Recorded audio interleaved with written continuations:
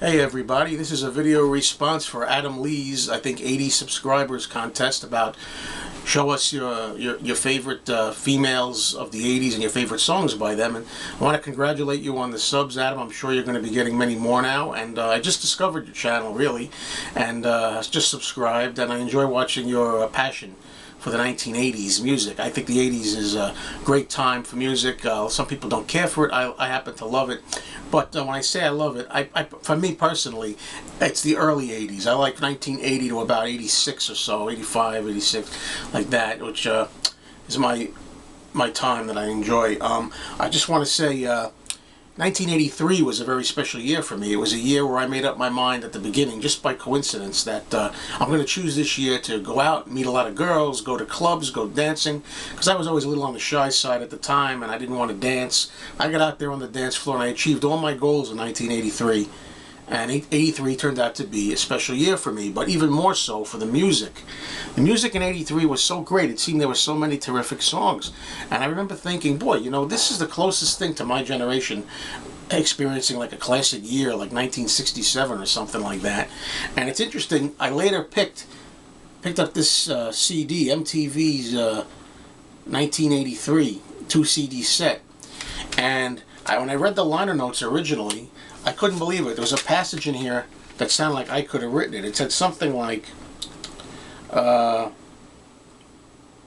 hearing these songs today conjures up the images we saw on the screen and the times we had, etc., etc. Then it goes on to say, if this generation could lay claim to halcyon days, they would be the days of 1983.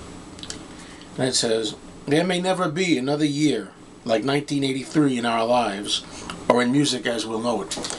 And that's just amazing because, you know, I never really thought anybody else felt that way. It just happened to be the year 1983 that I started gaining a real desire to get out there and really get very social with my friends and everything, go to the clubs and have a ball. And it's the best year of my life. It just happens to be the right year I picked.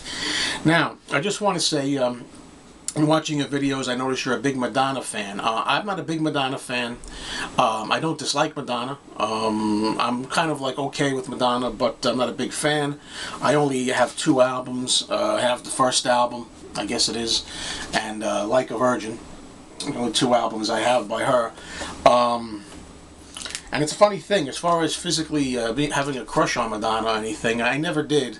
But interestingly, I find the later Madonna of more recent years, what you might call, I call her, after she became a mother, Mama Madonna, when she was more mature. I like the mature looking Madonna. I just thought she had her head on a little straighter, and I just like the way she looks, and like around Ray of Light time and afterwards.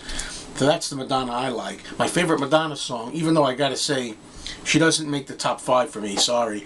But my favorite Madonna song by far is Like a Virgin. And I just love the sound of that song. I think it's a great song. And I also like the meaning behind it, which I agree with Quentin Tarantino. If you ever watch the movie Reservoir Dogs, the opening scene when they're talking in a diner about the song Like a Virgin, that's exactly how I feel why it's great, you know. I agree with Tarantino on that. Now on to my top 5 ladies of the 80s. This is really here just because of this one album. It's an album that Mr. Hall of Fame Brandon showed, and it's Cyndi Lauper's She's So Unusual. I just think it's a great album. It's almost flawless. I just played it recently just by coincidence, and I would say the first 6 of the 10 songs on this album I just love. It's one of my favorite albums of the 80s and probably of all time. It's almost pretty solid, pretty much all the way through. My favorite song by Cyndi Lauper, it's Impossible out of this album. I like most of them. I want to say Girls Just Want to Have Fun, but that's so obvious and it's kind of played out. So I'm thinking that right now, All Through the Night might be my favorite song by her, but that could change. Number 4, I went with Heart. This album in particular is my favorite Heart album, and even though I liked them in the 70s as well, something about this album in 1985 really spoke to me. It's really a good strong rock album, I think, and Ann Wilson is a terrific singer, has a great set of pipes on her, and she's a rock and roll goddess of sorts. And my favorite Heart song, I like a lot of them, but right now I'm going to pick the song Never from this album. Okay, now at number 3 we got Pat Benatar. I like a lot of music by Pat Benatar. Very difficult to pick one, but this is definitely my favorite album in whole by her. Out of all her albums, Crimes of Passion is easily my favorite album. I think it's got the most great songs on here. And again, very hard to pick a favorite song by her, but I like the song, her cover, You Better Run, is actually maybe my favorite song of hers. But I also love the song that's on here, I'm Gonna Follow You, it's called, and those two songs pop out in my mind. Number 2 is the beautiful Stevie Nicks, who I think is just really gorgeous, and I love the sound of her voice. I think she sings like an angel or something.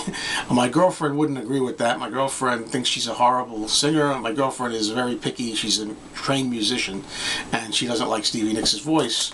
And this is my favorite album by Stevie Nicks, I guess, overall, Belladonna from 1981.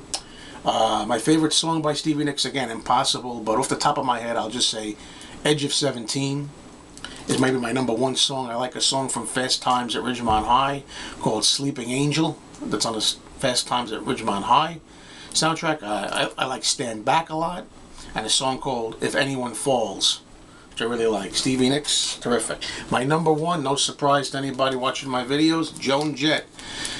And I don't know where to begin with her. It's pure rock and roll. You know, Joan doesn't have a great singing voice, as I always say. When we're talking about singers, we're not looking at Barbra Streisand here. We're not talking about that. You know, we're talking about gut-wrenching, raw rock and roll, and that's Joan Jett. She embodies rock and roll. She loves rock and roll, like the album says. And I think everything that she did in all her albums pretty consistent, from going from 1980 or so to about 1990. All her albums are pretty consistent, and it's hard to pick a favorite for me. It depends on my mood. You know, I met Joan Jett a few times, and I got this album autographed and hanging up. I didn't want to take it down. I showed it in various videos. I would ask all of you to check out my video below, number 16, which shows you all the autographs and pictures I have meeting Joan and stuff. But anyway, this is my favorite album by her if I had to pick one. I just remember first hearing it and being floored by such a hard rocker female, and I just thought she was terrific. She loves her fans. She believes in what she does. She really dedicates her life to her art. She loves rock, and it's impossible to pick a favorite song by hers. I'm not going to pick I Love Rock and Roll. It's just too overplayed. I like a song called Handyman off this album from 1983, and I just played this album again, which is very forgotten, an album called Notorious, and I'm going to pick a song by her on this album called Don't Surrender, which at this moment happens to be my very favorite Joan Jett song, Don't Surrender. Joan does it for me. Congratulations again, Adam, and I hope to watch more of your videos.